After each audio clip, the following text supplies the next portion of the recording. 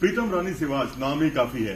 कैसे खिलाड़ी जिसको 2002 के कॉमनवेल्थ गेम्स में स्वर्ण पदक जीतने वाली टीम के सदस्य, जिस पर शाहरुख खान ने जो है एक्टिंग करते हुए दिखाई दिए थे एक फिल्म में। हमें तो वो डायलॉग याद आता है, प्रीतम जी ये वो 70 मिनट हैं जो तुमसे खुदा भी नहीं छीन सकता। कितना गुदगुदाते हैं ये सब चीजें आप? एक्चुअली हम लोगों ने हारा और जब हमारा अगला मैच क्वालिफाई था तो हमारा कोच ने यही वर्ड बोला था, बोल रहा भाई ये 70 मिनट है तुम्हारे क्वालिफाई करने के, अगर 70 मिनट तुम जी जान लगा दोगी, ये मैच जीत गए तो आप फाइनल खेल लोगे।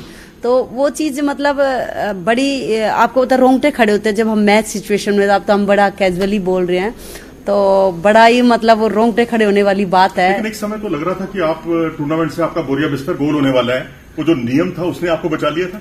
हो गया था हमारा, तो हम लोग तो हो गया था, हम लोग को बड़ा दुख लगा था भाई हम पैकिंग वैकिंग करेंगे जाके डिनर के बाद, ये वो अचानक ही वो रूल ऐसा आया था जिसमें हम क्वालिफाई हुए थे। हमारी टीम जो है चौथे नंबर पे थी और हमने क्वालिफाई कर लिया, और साउथ अफ्रीका के खिलाफ जो इन्होंने गोल किया था वो गोल आपने किया था या हो गया आपसे? नहीं, हो नहीं गया, मैंने इसकी ट्रेनिंग की थी और ये डाइविंग की मेरा कोच मेरी बहुत ट्रेनिंग कराता था। मैं 500 डाइविंग ग्राउंड में करती थी, और वो जब आप 500 बार करते हो तो टूर्नामेंट में आपको एक ही बार चांस मिलता कि आप उसको ऐसे सिचुएशन में आपको आ गया और आपने गोल करना। वो मेरे साथ सिचुएशन आई और मैंने उसमें गोल किया।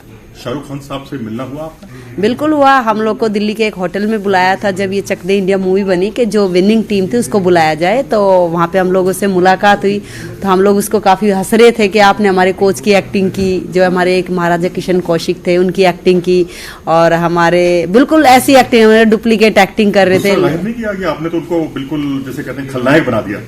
नहीं, गुस्सा हमारे कोच करते थे ऐसे जैसे वो करते थे, तो उसको लगा, हमें लग नहीं रहा था कि ऐसे कोच की एक्टिंग कर भी लेगा, लेकिन उसने की, बिल्कुल की, कोच से भी ज्यादा अच्छी एक्टिंग कर दी। तो मतलब इसको हम एक्टिंग ही बोल लेंगे, भाई इतनी अच्छी एक्टिंग कर देते हैं। विद्या जी का रोल जो था, जिन्होंने आपका किरदार किया था, वो उससे कितनी सेटिस्फाइड थी? शादी के बाद एक मैं ही थी जो उस टूर्नामेंट में खेल रही थी कॉमनवेल्थ वाली टीम में, तो विद्या जी ने जो किया बहुत अच्छा रोल किया है। उसकी स्थिति भी यही थी कि उसके भाई हस्बैंड या घर वाले अलाउ कर रहे हैं, कैसे करें, मेरे साथ भी ये स्थिति थी, लेकिन मेरे को बेटा हुआ था इसलिए मैं बेटा छोड़ के कॉमनवेल्थ में गई थी।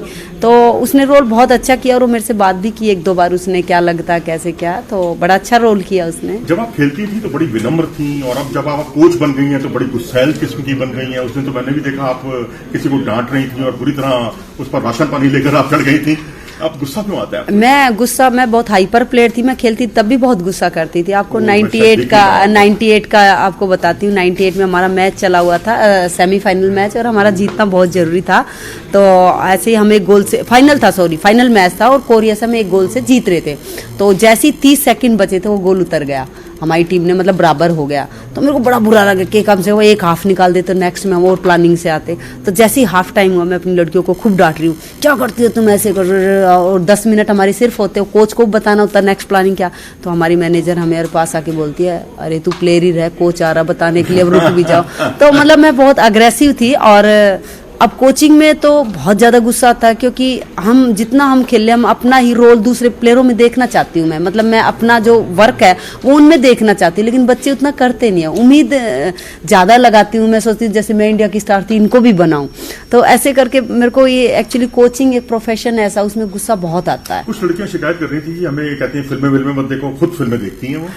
आपके ऊपर ये आरोप है आपकी स्टूडेंट्स का? मुझे फिल्में देखने का बहुत शौक है और मेरा सबसे ज्यादा इंजॉयमेंट टीवी में होता है। मेरे को रूम में सिर्फ एक टीवी चाहिए, एक पानी की केटल चाहिए जिसको मैं आराम से चाय कॉफी पीती रहा और टीवी देखती हूँ। रोकती इसलिए क्योंकि अभी उन्होंने अचीव करना, मैंने अचीव कर लिया है। मैं कहती हूँ कि पहले अचीव करो, उसके बाद तुम कुछ भी करो। और मैं उनको मूवी वगैरह भी मैं मना करती हूँ कि ट्रेनिंग के टाइम पे रिकवरी बहुत जरूरी होती है। कई चीजें ऐसी होती है जो आपको करना, वो तो बच्चे पकड़े जाते हैं, लेकिन बच्चे तो छुप के जाते हैं ना, उनको ऐसी चोरी आनी चाहिए कि वो छुप के जाए। किस हीरो की फिल्में ज्यादा देखती हैं? मैं सन्नी देओल की मूवी बहुत देखती हूँ। इसीलिए आप में एग्रेशन है, गुस्सा है? बिल्कुल बिल्कुल, मैं बहुत पसंद। शांत स्वभाव वाले एक्टर को अपना वो बनाइए, अपना आइडल बनाइए, ताकि आप भी शांत हो जाएं। मेरे हस्बैंड बहुत शांत है और मुझे बहुत साइलेंट करते रहते हैं। अभी भी मुझे मैसेज किया कि ज्यादा उस पे स्क्रीन पे ज्यादा मत बोलना, किसी के लिए नहीं बोलना, कूल रहना, नहीं तो हम बहुत प्रॉब्लम अपनी रख देते हैं आपके सामने।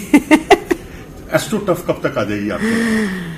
क्या प्रयास किए हैं आपने? देखो, उम्मीद तो बहुत है, लेकिन आज 22 साल हो गए। 22 साल में 10 साल मेरे काम के लगा और 10 साल मेरे को सुविधाओं के लिए ही घूम रही, लेकिन अभी तक जो एक अच्छे ग्राउंड को मिलनी चाहिए। देखो छोटी छोटी प्रॉब्लम्स तो मैं कर लेती हूँ सॉल्व, लेकिन जो बड़े लेवल की है वो अभी तक कोई भी हमारे पास नहीं आया है।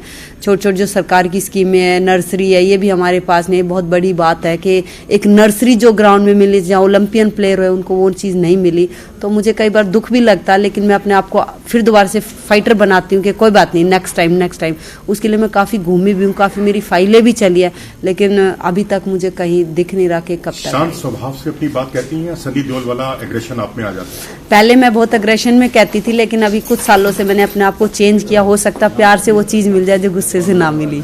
चलिए, जो उम्मीद कीजिए कि इनको प्यार से वो सारी चीजें मिल जाएं जो अभी तक नहीं मिली हैं, और एस्ट्रोटर्फ तो बुनियादी जरूरत है भाई, वो तो इनको मिलनी ही चाहिए, क्योंकि टोक्यो ओलंपिक में 3 लड़कियां इनकी स्टूडेंट खेल रही थी और ओलंपिक में अब तक का सर्वश्रेष्ठ प्रदर्शन भारतीय महिला हॉकी टीम की तरफ से आपकी स्टूडेंट ने किया। आप हमारे साथ जुड़ी हैं, आपका बहुत बहुत धन्यवाद और शुभकामनाएं देते हैं आपको। Thank you so much.